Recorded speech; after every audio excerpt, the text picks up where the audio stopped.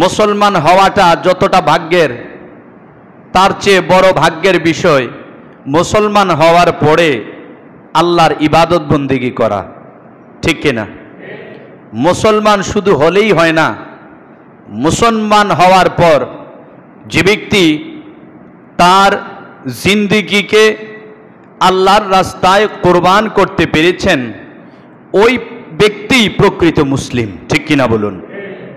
যেমনটি করেছিলেন আল্লাহর প্যারা হাবিবের সাহাবে কেরাম, ওনাদের গোটা জীবন শুধু আল্লাহ আল্লাহর রসুলের জন্যই বরাদ্দ ছিল, গোটা জিন্দেগিটা আল্লাহ আল্লাহ রসুলের সন্তুষ্টির জন্য কাটিয়েছেন।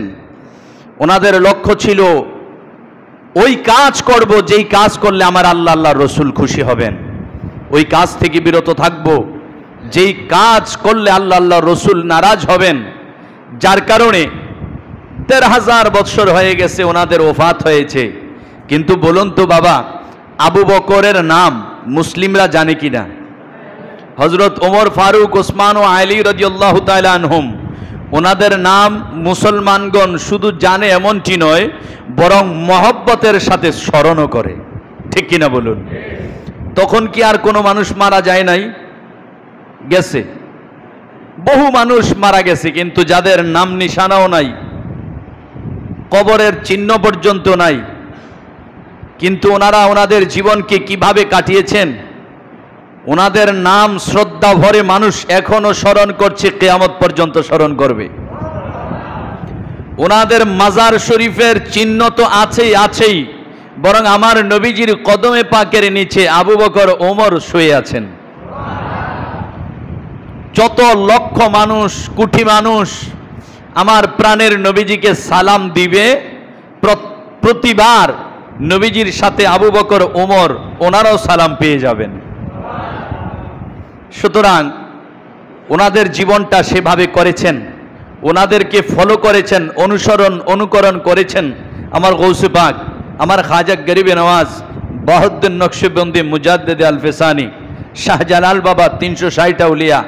যার কারণে ওই পথে ওই মতে থাকার কারণে শাহজালাল বাবার নাম শুধু মুসলিমরা নয়, খাজা গরিবে নওয়াজের নাম শুধু মুসলিমরা নয়, সারা পৃথিবীর সকল জাতের সকল ধর্মের মানুষ আমার খাজা গরিবে নওয়াজের নাম জানে।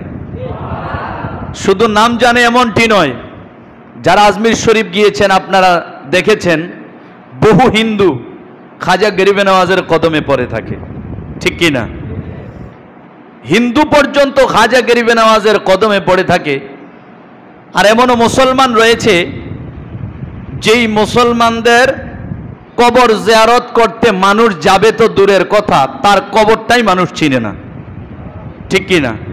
অনেক মুসলমান বড় বড় আলেম গত হয়েছে, আমাদের মুসলিমের মধ্যে দেখবেন বড় বিজ্ঞ আলেম মারা গিয়েছে, মানুষ ২০ বছর পর তার কবর জিয়ারত করবে দূরের কথা, কবরের চিহ্নও নাই। কেন নাই? কারণ এই হুজুরে তো দুনিয়ায় থাকতে ফতুয়া দিয়ে গেছে কবর জিয়ারত না জায়েজ। এই হুজুর ফতুয়া দিছে ওলি আল্লাহ মারা গেলে তাদের মাজার জিয়ারত করা যাবে না, মাজার বলা যাবে না।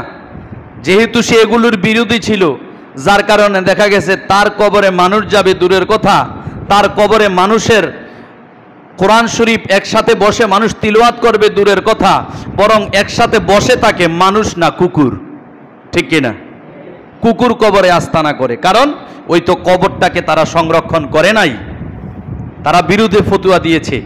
তো এই কারণে বলেছিলাম যে আল্লাহ আল্লাহর রসুল যেই পথ যেই মত আমাদেরকে দিয়ে গিয়েছেন, যেই পথ দেখিয়েছেন, ওই পথে যে ব্যক্তি ছিল ওই ব্যক্তি স্বর্ণাক্ষরে লেখা হয়ে গিয়েছে, ওই ব্যক্তির মাজার শরীফে কিয়ামত পর্যন্ত আল্লাহওয়ালাগণ জিয়ারতের জন্য অবশ্যই যাবে। আমাদেরকে এই শিক্ষা দিয়েছেন আল্লাহর হাবিব, আল্লাহর হাবিবের সাহাবে কেরাম। আল্লাহর প্যারা হাবিবের ২ জন সাহাবীর এ মাসে ওফাত, বড় মহিমান্বিত এ মাস। এই জিলহজ মাসে আল্লাহর প্যারা হাবিবের ২ জন শ্রেষ্ঠতম সাহাবী ওফাত বরণ করেছেন। একজন হলেন হযরত ওমর ফারুক রাদিয়াল্লাহু তাআলা, অন্য আরেকজন হলেন হযরত ওসমান গনি যুন নূরাইন রাদিয়াল্লাহু তাআলা। জোরে কোন সুবহানাল্লাহ।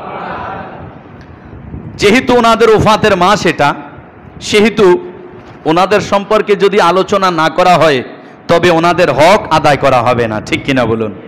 ফারুকে আজম রাদিয়াল্লাহু তাআলা, আপনারা অবশ্যই সকলে জানেন যে ওমর ফারুক তিনি কিন্তু জন্মগতভাবে মুসলমান না, ঠিক কিনা? তিনি মুসলিম না। 27 বছর বয়স যখন, তখনও তিনি মূর্তি পূজারী। আবু জেহেলের ভাতিজা। কার ভাতিজা? আবু জেহেলের ভাতিজা। তো আবু জেহেল যেমন ভাতিজাও তো কিছুটা তেমনই হবে, ঠিক কিনা? মক্কার মধ্যে আবু জেহেল যেমন বিখ্যাত, ওমর ফারুকও তেমন বিখ্যাত। হযরত ফারুকে আজম রাদিয়াল্লাহু তাআলা তিনি বীর পালোয়ান ছিলেন, বীর যোদ্ধা ছিলেন, যার কারণে মক্কার মানুষ তাকে ভয় পেত। যত বড় সরদার হোক, যত বড় যোদ্ধা হোক, ওমর ফারুককে প্রত্যেককেই ভয় করত।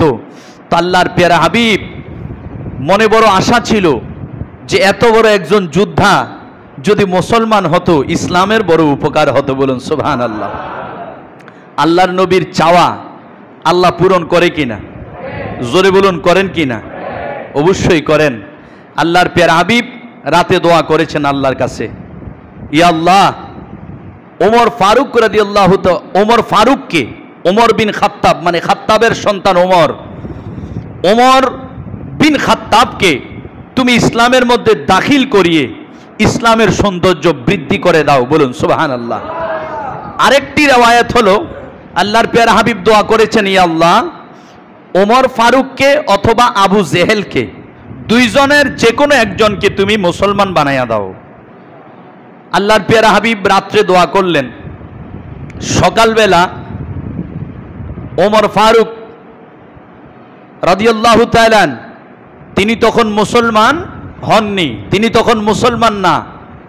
ওমর ফারুক মুসলিম বিদ্বেষী মুসলমানদের সাথে শত্রুতা, দুশ্মনী। ফারুকে আজম তরবারি নিয়ে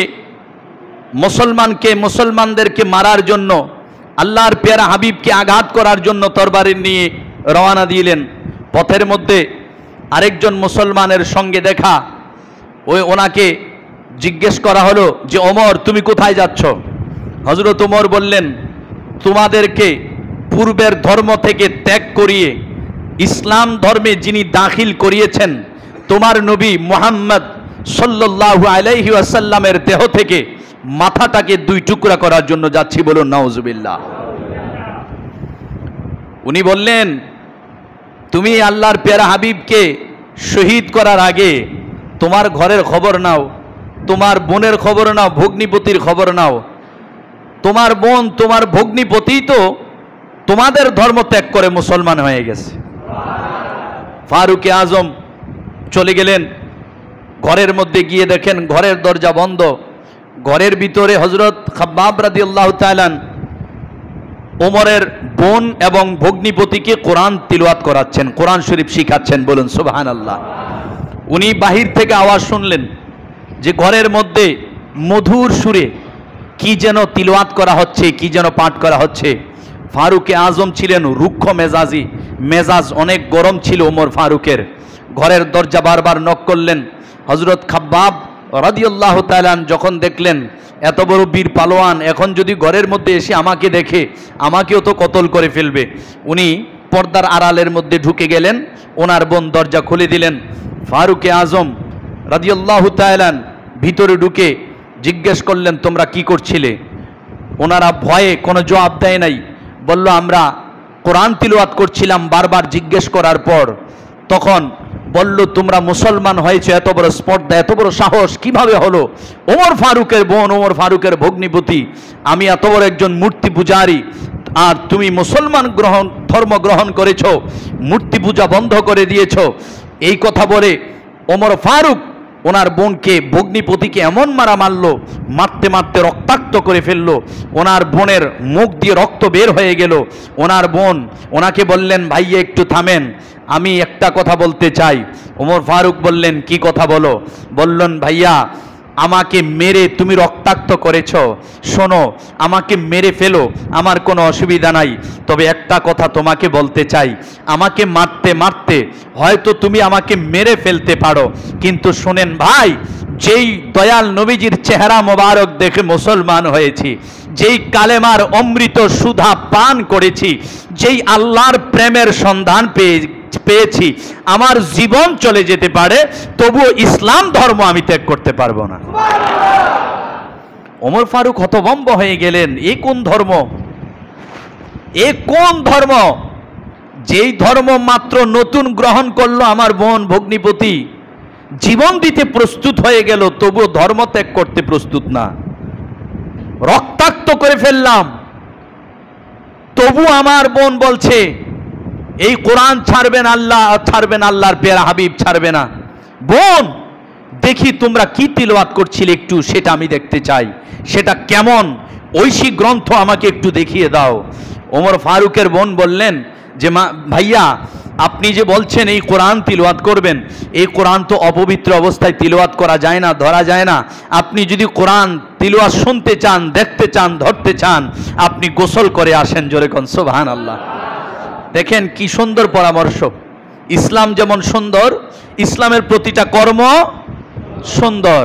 এ কারণে আমরা সমাজের মধ্যে আমরা সবাই জানি যে আল্লাহর কোরআন এমন এক মহিমান্বিত গ্রন্থ, এমন এক ঐশী গ্রন্থ, মহান আল্লাহ পাকের বাণী, যেই বাণীর মধ্যে বিন্দু পরিমাণ সন্দেহ নাই। আল্লাহ কোরআনের শুরুতেই বলেছেন যালিকাল কিতাব লা রাইবা ফিহি হুদাল লিল মুত্তাকিন। আল্লাহ বলেন উহা এমন একটি কিতাব যার মধ্যে বিন্দু মাত্র সন্দেহ নাই। এই কিতাবটা হুদাল লিল মুত্তাকিন, যারা মুত্তাকি, যারা ফরহেজগার, যারা ঈমানওয়ালা, যারা নবীওয়ালা, যারা আল্লাহওয়ালা, তাদেরকে এই কোরআন পথ দেখাবে। কোন পথ? জান্নাতের পথ, মুক্তির পথ। জোরে বলুন সুবহানাল্লাহ। এই কোরআন জান্নাতের দিকে নিয়ে যাবে। তো যেই কোরআন আল্লাহর পবিত্র জবানে পাকের কুদরতি, জবানে পাকের কুদরতি বাণী হলো আল্লাহর কোরআন। ওমর ফারুকের বোন বলছে এই কোরআন আপনি যদি স্পর্শ করতে চান, আপনাকে অবশ্যই এই কোরআন স্পর্শ করতে হলে গোসল করতে হবে, আপনাকে পবিত্র হতে হবে। কিন্তু বড় দুঃখ হয়, কষ্ট হয়, ওনার শিক্ষায় আজকে আমরা শিক্ষিত না। বলে হুজুর কিভাবে? আমি হতভম্ব হয়ে গেলাম। একটা ভিডিও দেখলাম ইউটিউবের মধ্যে, এক হুজুর মদিনা থেকে পরে এসেছে, এমপিল ডিগ্রি ধারী, পিএইচডি। তিনি বলেন যে কোরআন শরীফ স্পর্শ করার জন্য অপবিত্র অবস্থায়ও সমস্যা নাই, অপবিত্র অবস্থায়ও কোরআন স্পর্শ করা যাবে। দেখেন আমাদেরকে কি শিক্ষা দিচ্ছে। এই যে আগের দিনের মুরব্বীরা সহ আপনারা দেখবেন, আমরা যখন মক্তবে যাইতাম, স্কুলের পড়া থাকুক আর নাই থাকুক, মাদ্রাসায় পড়া লেখা করুক আর নাই করুক, আমরা মুরব্বীরা সবাই জানি অন্ততপক্ষে নামাজ পড়ার জন্য নিয়তগুলা অবশ্যই আমাদের সন্তানদেরকে আমরা মুখস্থ করাই, ঠিক কি না? ফজরের নামাজের নিয়ত কি, জোহরের নামাজের নিয়ত কি, প্রতিটা নামাজের নিয়ত বাচ্চাদেরকে মক্তবে মুখস্থ করানো হয়। এগুলো আমরাও মুখস্থ করেছি, বাচ্চাদেরকেও করাচ্ছে। কত সুন্দর একটা আল্লাহ রসুলের বিধান।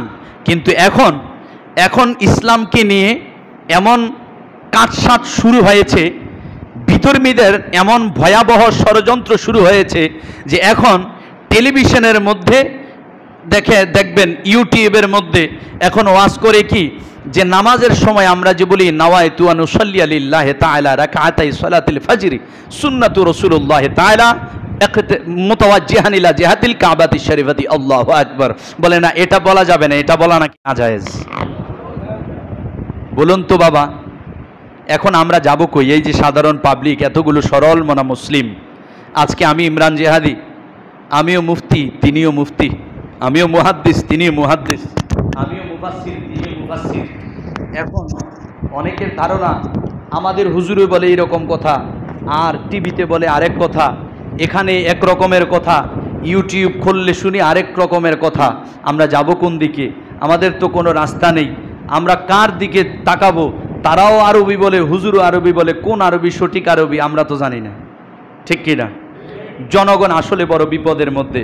আমি একটাই কথা বলবো বাবা, যদি এটা নাজায়েজ হয়, যদি এটা নিষেধ হয়, তাদের মতে শবে বরাত পালন করলে কাফের হয়ে যাবে। কেউ যদি শবে বরাতে হালুয়া রুটি খায়, শবে বরাতে আমরা হালুয়া করি না, হালুয়া রুটি করি, এগুলো যদি খায় তবে নাকি কাফের হয়ে যাবে। তো যদি কাফের হয়, আমি তো মনে করি বাংলার বুকে একজনও মুসলমান নাই, ঠিক কিনা? বাংলার বুকে আমরা যত মুরব্বী আছি, আমরা তো ছোটকাল থেকে মুরব্বীরা হালুয়া রুটি খাইছে, সবে বরাত পালন করছে। তো সবে বরাত পালন করলে যদি কাফের হয়ে যায়, তত মুসলমান কেউ নাই, ওই তারা ইউটিউবের মৌলানা সারা, ঠিক কিনা? তো আমি বলবো বাবারা, যুগ যুগ ধরে, হাজার বছর ধরে যেগুলো চলে আসতেছে, আর এগুলো কে শিক্ষা দিয়েছেন আমাদেরকে? শাহজালাল বাবা শিক্ষা দিয়েছেন, ঠিক কিনা? এগুলো শিক্ষা দিয়েছেন খাজা গরিবে নওয়াজ, এগুলো শিক্ষা দিয়েছেন গাজীপুরি বাবা। আউলিয়ে কেরাম আমাদেরকে শিক্ষা দিয়েছেন। আউলিয়ে কেরাম কার থেকে শিখেছেন? আউলিয়ে কেরাম সাহাবে কেরাম থেকে শিখেছেন। সাহাবে কেরাম কার থেকে শিখেছেন? সাহাবে কেরাম আল্লাহর হাবিব থেকে শিখেছেন। আল্লাহর হাবিব কার থেকে শিখেছেন? আল্লাহর হাবিব স্বয়ং আল্লাহ থেকে শিখেছেন। সুতরাং এগুলোতে ভুল ধরা মানে স্বয়ং আল্লাহর ভুল ধরা, ঠিক কিনা? এগুলোতে ভুল ধরা মানে আমার প্রিয় নবীর ভুল ধরা। সুতরাং সাবধান, নুরানি চেহারা হোক, পাগড়িওয়ালা হোক, দাড়িওয়ালা হোক, ওলি আল্লাহর যেই পথ ছিল সেই পথেই থাকতে হবে। যত বড় মোল্লা যদি এগুলোর বিরোধিতা বলবে, অবশ্যই এগুলো কখনোই মানা যাবে না। ওলি আল্লাহর বিরোধিতা করবে, বলবে না ওলি আল্লাহ মানা যাবে না, ওলি আল্লাহ বলতে কিছুই নাই, যতই বলুক এগুলো মানা যাবে না। কেন? কারণ কোরআন সুন্নাহ আউলিয়া কেরাম আমাদেরকে যেই পথ, যেই মত দেখিয়ে দিয়েছেন, সেটাই হলো সিরাতাল মুস্তাকিম, সেটাই হলো সরল সঠিক পথ, আউলিয়া কেরামের পথ। এই পথে থাকতে পারলেই ইহকালে শান্তি, পরকালে মুক্তি পাওয়া যাবে। বলুন ঠিক কিনা? ফারুকে আজমকে বললেন আপনি গোসল করুন, আপনি যে কোরআন স্পর্শ করবেন। তিনি গোসল করলেন, পবিত্র হলেন। কোরআন তিলাওয়াত শুনে তার হৃদয়টা জুড়িয়ে গেল। বলল মুহাম্মদ সাল্লাল্লাহু আলাইহি ওয়াসাল্লাম কোথায় আছে, ওনার কাছে আমাকে নিয়ে চলো। তখন হযরত খাব্বাব আড়ালে ছিলেন, এই কথা শুনে তাড়াতাড়ি বের হয়ে আসলেন। তখন ওনাকে নিয়ে কাবা শরীফের পাশে হযরত আরকাম রাদিয়াল্লাহু তাআলা আনহুর ঘর, ওই ঘরের মধ্যে আল্লাহর প্রিয় হাবিব মাত্র কয়েকজন, 39 জন সাহাবী, মাত্র 39 জন, ওনাদেরকে নিয়ে ওই ঘরের মধ্যে অবস্থান করতেছেন। গোপনে গোপনে তালিম দিচ্ছেন, গোপনে গোপনে ইসলামী শরীয়তের আইন কানুনগুলো শিখাচ্ছেন। প্রকাশ্যে ক্ষমতা নাই, জীবন চলে যাবে প্রকাশ্যে যদি প্রচার করতে যায়। এ কারণে গোপনে গোপনে শিখাচ্ছেন আল্লাহর প্রিয় হাবিব। কারণ আল্লাহরও নির্দেশ যে এখন প্রকাশ্যে ইসলাম প্রচারের সময় এখনো আসে নাই। ওগো হাবিব, আপনি গোপনে গোপনে ইসলামের তালিম দেন। জোরে কোন সুবহানাল্লাহ। আল্লাহর প্রিয় হাবিব ভিতরে তালিম দিচ্ছেন। হযরত হামজা রাদিয়াল্লাহু তাআলা আনহু, নবীজির চাচা, বাড়ির দরজায় তরবারি নিয়ে নবীজিকে পাহারা দিচ্ছে। হযরত হামজা তাকিয়ে দেখে ওমর আসতেছে তরবারি হাতে নিয়ে এইদিকে। হযরত হামজা ভাবলো মনে হয় ওমর নবীজির উপর আক্রমণ করবে। হামজা ভাবলেন আমিও তো বীর পালোয়ান, আজকে ওমরের দিন শেষ না হয় আমার দিন শেষ, আজকে ওমরকে আমি শেষ করে ফেলবো। এভাবে যখন আস্তে আস্তে কাছে আসলেন, জিজ্ঞেস করলেন ওমর দূরেই থাকো, কেন এসেছো আগে বলো। বলল আমি তোমাদের কোনো ক্ষতি করতে আসি নাই। যেই কোরআনের অমৃত বাণী, অমীয় বাণী, যেই সুন্দর বাণী আমি শুনেছি, আমার হৃদয়ের মধ্যে টাচ লেগেছে। যিনি বাণী শুনিয়েছেন ওনার বাণী যদি এত সুন্দর, ওনার কথা না জানি কত সুন্দর। আমি একটু ওনার কাছ থেকে কথা শোনার জন্য এসেছি। বললেন আসো। হযরত ওমর ফারুক রাদিয়াল্লাহু তাআলা আল্লাহর প্যারা হাবিবকে দেখলেন। আল্লাহর প্যারা হাবিব মুচকি হাসলেন। মুচকি হাসি দেখেই তো ফারুকে আজম পাগল হয়ে গেলেন। কেন? কারণ আল্লাহর প্যারা হাবিব যখন হাসি দিতেন দেখবেন মণিমুক্তা সূর্যের আলোতে যেভাবে ঝলমল ঝলমল করে, মুক্তা সূর্যের আলো পড়লে দেখবেন মুক্তা ঝলমল করে। অনেক সময় দেখবেন এই যে ঝাড়বাতি জ্বালাইছেন, লাইট দূরে, লাইটের একটা ফোকাস এই ঝাড়বাতির মধ্যে পড়ে, ঝলমল করে, খুব সুন্দর মনোরম একটা দৃশ্য এই ঝাড়বাতি দেখা যায়, ঝাড়বাতির মধ্যে দেখা যায়। ঠিক আল্লাহর হাবিব যখন মুস্কি হাসতেন মনে হতো যেন বিজলি চমকিয়েছে, মনে হতো যেন পূর্ণিমার চাঁদের আলো ফুটে উঠেছে। আল্লাহর হাবিব যখন হাসি দিতেন মনে হতো যেন চেহারা মোবারক, দাঁত মোবারক থেকে মণিমুক্তা ঝরতেছে। আল্লাহর হাবিব যখন হাসি দিলেন ফারুকে আজম আরো দিওয়ানা হয়ে গেলেন। ওমর ফারুক বললেন ইয়া রাসূলুল্লাহ, আমি আপনাকে শহীদ করার ইচ্ছেই ঘর থেকে বের হয়েছিলাম, কিন্তু আপনার প্রেমে এতই দিওয়ানা হয়ে গিয়েছি। ওগো আল্লাহর হাবিব, আপনি আমাকে আমি আপনাকে শহীদ করব দূরের কথা, আপনি আমাকে অনুগ্রহ করে কালেমা পড়িয়ে মুসলমান বানিয়ে দেন। এই কথা যখন বললেন 39 জন সাহাবী এত জোরে নারে তাকবীর আল্লাহু আকবার বলেছেন, ওনাদের আওয়াজ মক্কা কাবা ঘরের চতুর্দিকে আওয়াজ চলে গিয়েছে। কেন? কারণ ফারুকে আজম এমন এক ব্যক্তি যিনি মুসলমান হলে মক্কার মধ্যে আর গোপনে ইসলামের দাওয়াত দেওয়া লাগবে না, প্রকাশ্যেই দাওয়াত দেওয়া যাবে। গোপনে আর ইসলামের কাজ করা লাগবে না, প্রকাশ্যে ইসলামের কাজ করা যাবে। এর থেকে কি জানা গেল? এর থেকে আমরা শিখলাম যে আমরা আল্লাহওয়ালা তো হবই, বরং যারা সমাজের নেতা আছে, যারা সমাজের ক্ষমতাবান আছে, আমরা চেষ্টা করে ওনাদেরকেও আল্লাহওয়ালা বানাতে হবে। ঠিক কি না? হয়তো আমার মতো খতিবের পক্ষে এই এলাকা থেকে সুদ বন্ধ করা সম্ভব না, আমার মতো খতিবের পক্ষে ঘুষ বন্ধ করা সম্ভব না, আমার মতো খতিবের পক্ষে ইয়াবার ব্যবসা করে, গাজার ব্যবসা করে, মদের ব্যবসা করে বন্ধ করা সম্ভব না। কিন্তু নেতা যদি আল্লাহওয়ালা হয়, এই এলাকার মধ্যে অরাজকতা, নৈরাজ্যতা, রাহাজানি, অন্যায়, অবিচার, জুলুম বন্ধ তো হবেই, বরং এলাকার মধ্যে আল্লাহর রহমত নাজিল হয়ে যাবে। এ কারণে প্রকৃত জ্ঞানের কাজ, আল্লাহ পাক ক্ষমতা কিন্তু আল্লাহর তরফ থেকে একটা বিশেষ নেয়ামত। সুতরাং এই ক্ষমতা দিয়ে কেউ চাইলে আল্লাহর ওলিও হতে পারবে, এই ক্ষমতা দিয়ে কেউ জান্নাতও কিনতে পারবে, আবার ক্ষমতা দিয়ে চাইলে জাহান্নামও কিনতে পারবে। ঠিক কিনা? যা চাইবে তাই। যেমন হযরত ওসমান গনি, তিনি ধনী লোক ছিলেন। হযরত ওসমান রাদিয়াল্লাহু তাআলা ধনী লোক ছিলেন, তার ক্ষমতা ছিল, মক্কার মধ্যে ক্ষমতাবান ব্যক্তি ছিলেন। তিনি ওনার ক্ষমতা অপব্যবহার করেন নাই, সঠিক ব্যবহার করে উনি জান্নাতকে ক্রয় করেছেন।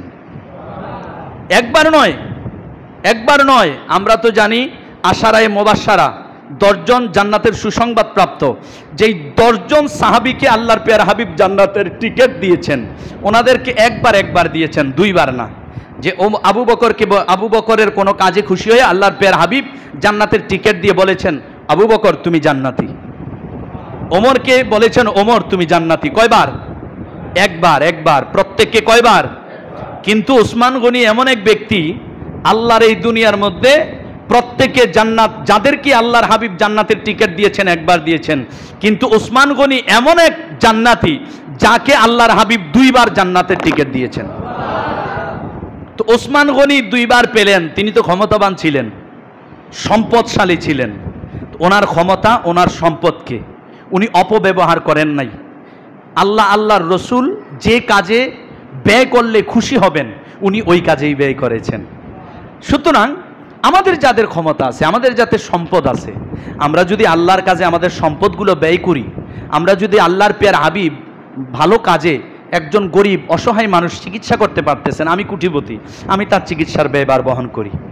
একজন গরিব মানুষ কোরবানি দিতে পারছে না, আমি 2টা গরু কোরবানি দিলাম, আমি তাকে যেন সে তার পরিবারকে নিয়ে তৃপ্তি সহকারে খেতে পারে, আমি তার জন্য একটা অংশ পাঠিয়ে দিলাম। আল্লাহ রসুল খুশি হবে কিনা? জোরে বলুন, খুশি হবে কিনা? তো এজন্য বলবো, সম্পদশালী যারা, ক্ষমতা যাদের আছে, ওনারা আমি মনে করি চাইলে খুব সহজে আল্লাহ রসুলকে সন্তুষ্ট করতে পারেন। ঠিক কিনা? খুব সহজে ওনারা সহজে যেমন আল্লাহ রাসূলকে খুশি করতে পারবেন, আবার সহজে নারাজও করতে পারবেন, কারণ টাকা আছে, ক্ষমতা আছে। এক মুহূর্তে ওনারা চাইলে ভালো কাজও করতে পারেন, চাইলে খারাপ কাজও করতে পারেন। এ কারণে আল্লাহর হাবিব বলেছেন, সম্পদ হলো কালসাপ। সম্পদ কি? কালসাপ। ক্ষমতা হলো কালসাপ। তো দেখবেন কালসাপ আমি আপনি কি পালবো না। সাপ আমার কাছে আপনার কাছে থাকে না, কার কাছে থাকে? ওজাদের কাছে। ঠিক কিনা? ওজাদের কাছে থাকে সাপ। তো ওজাদের কাছে সাপ। তো আল্লাহর হাবিব কেন কালসাপ বলেছেন? বলার কারণ হলো, সাপ তুমি যদি পালতে চাও তোমাকে আগে ওজা হতে হবে। ঠিক কিনা? সাপ যদি তোমার কাছে রাখতে চাও, সাপ দিয়ে যদি খেলা দেখাইতে চাও, তোমাকে আগে ওজা হতে হবে। তারপর যদি তুমি যত ধরনের সাপ পালো, খেলা দেখাও, তোমার কোনো অসুবিধা নাই, কারণ তুমি ওঝা। তো এই জন্য আল্লাহর হাবিব বলেছেন, সম্পদ অর্জন করার আগে, ক্ষমতা অর্জন করার আগে তুমি ওঝা হও। যদি ওঝা হতে পারো, তবে এই সম্পদ তোমার ক্ষতি করতে পারবে না, এই ক্ষমতা তোমার ক্ষতি করতে পারবে না। তো যেই কথাটা বলছিলাম, যে কারণে এতগুলো কথা বলা, যে হযরত ফারুক আজম রাদিয়াল্লাহু তাআলা ক্ষমতাবান ব্যক্তি, তিনি যখন মুসলমান হয়ে গেলেন তখন মক্কার সব 39 জন মুসলিম খুশি হয়ে গেল যে আজকে 40-এ পূর্ণ হলো, তাও মক্কার শ্রেষ্ঠ সিংহের মাধ্যমে, বীর পুরুষের মাধ্যমে। ওমর ফারুক মুসলমান হওয়ার সঙ্গে সঙ্গে প্রশ্ন করলেন, ইয়া রাসূলুল্লাহ, আপনি কি সত্য নবী না? আল্লাহর নবী বললেন, অবশ্যই। বললেন, আপনি কি সঠিক দাওয়াত দিচ্ছেন না? আল্লাহর নবী বললেন, অবশ্যই। ওমর ফারুক বললেন, ইয়া রাসূলুল্লাহ, আপনি যদি নবী সত্য হয়ে থাকেন, আপনি যদি সত্যের দাওয়াত দিয়ে থাকেন, আজ থেকে আর গোপনে নয়, আমি ওমর ফারুকের নেতৃত্বে আজ থেকে প্রকাশ্যে ইসলামের দাওয়াত হবে। ফারুক আজম রাদিয়াল্লাহু তাআলা আনহু মুসলিম হলেন, প্রকাশ্যে ইসলামের দাওয়াত দিলেন। প্রকাশ্যে ইসলামের দাওয়াত চলতে লাগলো। আবু জেহেল যত বড় বড় পালোয়ান হোক, কেউ একটি কথা বলার মতো সাহস পায় নাই ওমর ফারুকের কারণে, কারণ ওমর ফারুক তো মুসলমান হয়ে গেছে। ফারুক আজম রাদিয়াল্লাহু তাআলা আনহু মুসলমান হওয়ার পরে ইসলামের সৌন্দর্য আরও বৃদ্ধি পেয়ে গেল, ইসলামের ঢঙ্কা আরও বেজে গেল, ইসলামের প্রচার প্রসার ধীরে ধীরে বাড়তে লাগলো। বাড়তে বাড়তে বাড়তে বাড়তে এমন এক অবস্থান হলো যেখানে মুসলিম আল্লাহর পেয়ারা হাবিব মাত্র একজন আবু বকর দ্বারা শুরু করেছেন, ওমর ফারুক পর্যন্ত 40-এর মধ্যে গিয়ে ঠেকেছে। ওমর ফারুক রাদিয়াল্লাহু তাআলা আনহু যখন খলিফা, তখন আল্লাহর দুনিয়ার অর্ধ জাহান, এই পৃথিবীর অর্ধেকটা পৃথিবী মুসলমানের নেতৃত্বে চলে এসেছে। আল্লাহর গোটা জাহানের অর্ধেকটা পৃথিবী ওমর ফারুক শাসন করেন। ওমর ফারুক রাদিয়াল্লাহু তাআলা আনহু শাসন করতেছেন, তিনি অর্ধ জাহানের বাদশাহ। আবিসিনিয়া থেকে লোক আসলো যে অর্ধ জাহানের বাদশাহ যিনি, ওনার রাজপ্রাসাদে একটু যাব, ওনাকে একটু দেখব। উনি আসলেন মদিনায়। মদিনায় এসে মানুষকে জিজ্ঞেস করছেন, আপনাদের বাদশার রাজপ্রাসাদ কোনটা? তিনি বললেন, আমাদের বাদশাহ আছে, তবে বাদশার রাজপ্রাসাদ নাই। কোন সুবহানাল্লাহ। সাহাবায়ে কেরাম বলেন, আমাদের বাদশাহ আছে, আমাদের রাজা আছে, আমাদের পরিচালক আছে, তবে ওনার রাজপ্রাসাদ নাই। তিনি কোথায় আছেন? বলে, অমুক জায়গায় যাও, গিয়ে দেখবা খেজুর গাছের নিচে মরুভূমির মাটির মধ্যে তিনি ঘুমিয়ে আছেন। গিয়ে দেখেন হযরত ফারুক আজম, ওনার জামাটা মাথার নিচে দিয়ে, বালিশও নাই, মাথার নিচে জামাটা দিয়ে মরুভূমির বালুর উপরে খেজুর গাছের ছায়ায় তিনি শুয়ে আছেন। তো চিন্তা করলেন, যার ভয়ে আমরা থরথর করে কাঁপি, আল্লাহর গোটা দুনিয়ার যত কাফের, যত মুশরিক, যত ইহুদি খ্রিস্টান আছে, সবাই যার ভয়ে থরথর করে কাঁপে, ফারুক আজম ওমর ফারুক। ভেবেছিলাম ওনার রাজপ্রাসাদ থাকবে, চতুর্দিকে সিপাহী থাকবে, ওনার বডিগার্ড থাকবে হাজারে হাজার, অথচ বডিগার্ড থাকবে তো দূরের কথা, উনি যে বাড়িতে থাকলে, ঘরে থাকলে যে নিরাপত্তা লাভ করবে, ঘরটা পর্যন্ত নাই। আজকে খেজুর গাছের নিচে যেহেতু শুইছে, সুযোগ পাইছি, যার ভয়ে আমরা কাঁপতেছি, আজকে তারে কতল করে ফেলবো। তরবারিটা হাতে নিয়ে ওমর ফারুকের সামনে গিয়ে মাত্র কতল করবেন, এমন সময় দেখে কোত্থেকে যেন গায়েবীভাবে ওমর ফারুকের আর ওই ব্যক্তির মাঝখানে দুইটা বাঘ সামনে এসে দাঁড়ায় গেছে। ওই বাঘ দেখে এক চিৎকার মারলো। চিৎকার মারার পর ওমর ফারুকের ঘুম ভেঙে গেল। হযরত ফারুক আজম বলে, ভাই কাঁদো কেন? বলল, হুজুর, আমি তো আসছিলাম আপনাকে মারার জন্য। আমি তো বুঝতে পেরেছি আমাদের রাজা বাদশাদের বডিগার্ড থাকে, দুনিয়ার মানুষ সৈন্য তরবারি হাতে নিয়ে থাকে। এখন তো ভেবেছিলাম প্রথমে আপনার কোনো বডিগার্ড নাই, এখন তো দেখতেছি আপনি যদিও বা খোলা আকাশের নিচে বালুর মধ্যে শুয়ে আছেন, মানুষ বডিগার্ড নাই, তাতে কি? আপনি যেই আল্লাহকে মানেন, ওই আল্লাহ যেহেতু আপনার দায়িত্ব নিয়েছেন, আমি প্রমাণ পেয়ে গেলাম আল্লাহ পাক নিজেই আপনার রক্ষক। আল্লাহ নিজে আপনাকে হেফাজত করার জন্য, গায়েবীভাবে আমাকে ধ্বংস করার জন্য দুইটা বাঘ পাঠিয়ে দিয়েছে। বললেন, যাকে গায়েবীভাবে সাহায্য করা হয় তিনি তো ভুল হতে পারেন না। যেই ধর্মের মানুষদেরকে গায়েবীভাবে সাহায্য করা হয়, ওই ধর্ম কখনো মিথ্যা হতে পারে না। হুজুর, আমি এতদিন ভুলের মধ্যে ছিলাম, আমি তওবা করছি, আমাকে কালেমা পড়ি আপনি মুসলমান বানিয়ে দেন। দেখেছেন, মুসলমানের আদর্শ দেখে বিধর্মীরাও মুসলমান হয়ে যায়। মুসলমানের চরিত্র দেখে যারা মুসলমানের দুশমন, মুসলমানকে মারতে এসে মুসলমানের গোলাম হয়ে ফিরে যায়। আর আমরা এখন কেমন মুসলমান হলাম, কেমন মুসলিম হলাম, আমাদের কর্ম দেখলে বিধর্মীরাও আমাদেরকে ধিক্কার দেয়, বিধর্মীরাও আমাদেরকে লজ্জা দেয়। আমাদের কর্ম এখন এত নগণ্য, এত নিকৃষ্ট হয়ে গেছে। আমরা মুসলমান হয়েছি সত্য, তবে মুসলমানের যেই আদর্শটা, যেই চরিত্রটা, সেটা আমাদের মাঝ থেকে প্রায় বিলীন হয়ে গেছে। ঠিক কিনা বলুন? আল্লাহর হাবিব আমাদেরকে যেই আদর্শ শিক্ষা দিয়েছেন, এই আদর্শ আমাদের মাঝ থেকে বিলুপ্ত প্রায়। সুতরাং আল্লাহর হাবিব বলেছেন, আমার উম্মতেরা আমার সুন্নত থেকে যত দূরে সরে যাবে, আল্লাহর আযাব গজব তাদেরকে ততই আক্রমণ করবে। কিউ ভাই, আর না হয় আজকে প্রায় 3 বছর হয়ে গেল করোনা ভাইরাস, শেষ হয় না কেন? কেন শেষ হয় না? কারণ একটাই, আমাদের কর্ম তো ভালো না। আমরা করোনা ভাইরাসের ভয়ে নামাজ পড়ি, আল্লাহর ভয়ে নামাজ পড়ি না। প্রমাণ আমি দেখেছি, আমি নিজেই দেখেছি। মসজিদে মুসল্লি নাই। নতুন যখন করোনা, হঠাৎ জোহরের সময়, অন্য সময় দেখি এক কাতার, জোহরের সময় দেখি কি রে মসজিদের ভিতর দিয়ে পুড়ে গেল। আমি ভাবলাম নাকি আজকে শুক্রবার হয়ে গেল। আমি ভেবেছি না জানি আমি ভুল করতেছি নাকি আজকে শুক্রবার, অথচ আজকে হইল রবিবার। যেদিন নামাজ পড়তে আসছে মসজিদ ভরপুর, এদিন দেখি রবিবার। মানুষ দেখে আমি ভাবছিলাম শুক্রবার। কিও আপনারা কোত্থেকে আইলেন? কই হুজুর করোনা, কথা কইেন না, নামাজ পড়ান।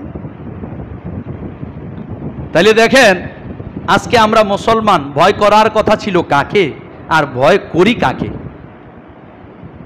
করোনার ভয়ে নামাজ পড়ি, আল্লাহর ভয়ে নামাজ পড়ি না, আল্লাহর ভালোবাসায় নামাজ পড়ি না, আল্লাহর হাবিবের মহব্বতে নামাজ পড়ি না। আমাদের এই চরিত্র যতদিন না পাল্টাবে ততদিন গজব দূর হবে না। আমাদের একমাত্র উদ্দেশ্য, লক্ষ্য থাকবে একটাই, যে আমাদের নামাজ, আমাদের রোজা, আমাদের তাসবিহ, আমাদের বন্দিগি, আমাদের দাড়ি, আমাদের পাগড়ি, আমাদের টুপি, আমাদের সকল কাজ একমাত্র আল্লাহর রসুলের সন্তুষ্টির জন্য হবে। আমি মানুষকে উপকার করব, লোক দেখানোর জন্য নয়, ওই ব্যক্তির ভালোবাসা পাওয়ার জন্য নয়, ওই ব্যক্তি আমাকে হুজুর হুজুর করবে এটার জন্য নয়, ওই ব্যক্তির উপকার করব শুধু আল্লাহ রসুল খুশি হবে এজন্য। বলুন ঠিক কিনা? আমি একটা মানুষের বিপদে পাশে দাঁড়াবো, উদ্দেশ্য শুধুমাত্র একটা, আল্লাহ রসুল খুশি। আমাকে একটা মাত্র উদ্দেশ্য যদি রাখতে হয়, একটাই উদ্দেশ্য রাখবো, সেটা হলো, মনে রাখবেন, একটা মানুষের উপকার করেছেন, তার কাছ থেকে যদি আপনি কিছু পাওয়ার আশা থাকে, পাওয়ার আশা ভালো কিছু না। আপনি তার উপকার করার সময় মনে মনে নিয়ত করবেন, আমি তোর উপকার করতেছি, ভবিষ্যতে তোর থেকে একটা লাথি খাওয়ার জন্য অপেক্ষা করতেছি। কারণ উপকারের বিপরীত শাস্তি বেশিরভাগ। সুতরাং তোমার থেকে ভালো আসার আমার দরকার নাই। তুমি আমাকে মন্দ আচরণ করো উপকারের বিনিময়ে, আমি তো তোমার থেকে ভালো কিছু পাওয়ার জন্য উপকার করি নাই। যার কাছ থেকে বিনিময় পাওয়ার দরকার, আমি তার কাছ থেকে পাইলেই যথেষ্ট। এটাই আমার নিয়ত হবে। কারো উপকার করবেন তার কাছ থেকে পাওয়ার জন্য না। সে আমাকে পরবর্তীতে বেঈমানি করুক আর যাই করুক, আমার কিছু যায় আসে না। আমি উপকার করব, আমি বিনিময় পাবো কার কাছে? জোরে বলুন, কার কাছ থেকে? আল্লাহর কাছে আমি বিনিময় পাবো। আমাদের উদ্দেশ্য যখন এরকম হবে, প্রত্যেকটা কর্ম যখন এভাবে পজিটিভ হবে, ভালো যখন প্রত্যেকটা উদ্দেশ্য হবে, দেখবেন আল্লাহর গজব নাজিল হবে না। আল্লাহ পাক সন্তুষ্ট হয়ে আল্লাহ আমাদের উপর রহমত নাজিল করে দিবেন। ঠিক কিনা বলুন? জোরে বলুন ঠিক কিনা? তো আল্লাহর প্রিয় হাবিবের সাহাবী হযরত ফারুক আযম রাদিয়াল্লাহু তাআলা, তিনি অর্ধজাহানের বাদশা হওয়ার পরেও ওমর ফারুক রাদিয়াল্লাহু তাআলা প্রত্যেক দিন রাতে তিনি ঘুমাইতেন না। রাতে তিনি বিভিন্ন জায়গায় ভ্রমণ করতেন, মানুষের যা বাড়ি বাড়ি গিয়ে দেখতেন, ছদ্মবেশী লুকিয়ে লুকিয়ে দেখতেন কে কেমন আছে, কে কোন অবস্থায় আছে। একদিন গিয়ে দেখে এক মহিলা তার মেয়েকে বলতেছে, মা আমাদের দুধ 5 কেজি, এখানে যদি আরো 3 কেজি পানি মিশাই হয়ে যাবে কয় কেজি? 8 কেজি। তো 5 কেজির জিনিস যদি 8 কেজিতে বেচা যায়, লাভটা তো বেশি হবে। এমন অনেক ভালো মানুষ আছে না আমরা সমাজে? আছে না? দুধ কন, বিভিন্ন কিছু কন, শুধু ডুপ্লিকেটটা ঢুকাইয়া দেয়লেই লাভ বেশি। তো একটু দুধের সাথে পানি মিশাও, লাভ হবে বেশি। তো ওই মেয়ে বলতেছে, মা তুমি কি জানো না আমিরুল মুমিনিন হযরত ওমর ফারুক নিষেধ করেছেন দুধের সাথে পানি মেশানো যাবে না, ওনার তো নিষেধ। তো মা বলতেছে, মা তুমি কি বলো, ওমর ফারুক কোথায় আর আমরা কোথায়? এখন কি ওমর ফারুক তাকাই রয়েছে নাকি? আমরা ঘরের ভিতরে আছি আর ওমর ফারুকের বাড়িতে আছে, পানি মিশাও। ওই মেয়ে বলতেছে, না মা আমি পানি মিশাতে দেব না, ওমর ফারুক নিষেধ করেছেন যেহেতু মিশানো যাবে না। আর ওমর ফারুক না দেখলে কি হয়েছে, আমরা যেহেতু মুসলমান আমাদের আল্লাহ তো দেখছেন। ওমর ফারুক তো আশ্চর্য হয়ে গেলেন, আমার দেশে এত ভালো মানুষ, তিনি একজন বাদশাহ, অর্ধ জাহানের বাদশাহ। তিনি বাড়ি চলে গেলেন, পরের দিন খবর দিলেন যে ওই মেয়েকে, মেয়ের মাকে আমার এখানে আসতে বলো। মেয়েকে, মেয়ের মাকে খবর দিলেন। খবর দিয়ে তিনি মেয়ের সম্পর্কে জানলেন, এই মেয়েটা একটা বিধবা মেয়ে, বিধবা যুবতী একটা মেয়ে। ওনার ছেলেদেরকে ডাকলেন, বাবা আমি তোমাদের জন্য একটা পাত্রী পছন্দ করেছি। কোথায়? বললে এই যে তোমার যে কোনো কেউ এই মেয়েকে বিয়ে করতে পারো, এটা আমার নির্দেশ। হযরত ওমর রাদিয়াল্লাহু তাআলা এই মেয়েকে, একজন গরিব এই মেয়ের কাছে অর্ধ জাহানের বাদশার ছেলের বিয়ে দিলেন। ইসলাম আমাদেরকে কি শিখায়, যে তোমার ছেলেকে যখন বিয়ে করাইবা, তোমার মেয়েকে যখন বিয়ে করাবে, আমরা কি দেখি? ক্ষমতা, আমরা দেখি দাপট, আমরা দেখি আমার ছেলেকে দোতলা একটা বাড়ি দিবেনি, আমার ছেলেকে একটা জায়গা দিয়ে দিবেনি লেখা, আমার ছেলে বিদেশ পাঠাবে কিনা, কানাডা, আমরা এগুলা দেখি। অথবা বিয়ের সময় বলি, আমরা তো কিছু চাই না, আপনার মেয়ের জন্য আপনি কি দিবেন? কিছু বলে চায় না, আবার কয় কি দিবেন? কয় আমরা যৌতুক টৌতুক পছন্দ করি না। যৌতুক পছন্দ করে না মানে ডাইরেক্ট খায় না, ইনডাইরেক্ট খায়। কয় যৌতুক আমরা পছন্দ করি না, আপনার মেয়ের জন্য কি দিবেন? কয় আমরা ফার্নিচার দিয়ে দেবো 2 লাখ, তো খুশি হয়, কিছু স্বর্ণ হইলে ভালো হইতো। এটাও যৌতুক। যৌতুক খাওয়া হারাম, যৌতুক নেওয়া কি হারাম। তো আমরা বিয়ের ক্ষেত্রে এগুলো দেখি, যার কারণে এই বউ আইয়া সংসারও যত গ্যাঞ্জাম, যত ভেজাল, যত কূট কৌশল সব লাগায়। যেই ছেলেটা বাপ মারে ভালোবাসতো, দেখা গেছে বাপ মাথায় একদিকে, ফুট থায় আর একদিকে, বউ লইয়া, বাপ মার খবরও নাই। আছে কিনা এমন? জোরে বলুন, আছে কিনা? কেন? ওই যে বিয়ে করানোর সময় নিয়তটা ভালো ছিল না, যার কারণে আল্লাহর গজব নাজিল হয়েছে। আমাদের নিয়ত হবে ওমর ফারুকের মতো নিয়ত, ওমর ফারুকের মতো নিয়ত। আমার ছেলেকে আমি বিয়ে করাবো, আমাকে ফার্স্টে সর্বপ্রথম দেখতে হবে মেয়েটা আল্লাহওয়ালা কিনা, ঠিক কিনা?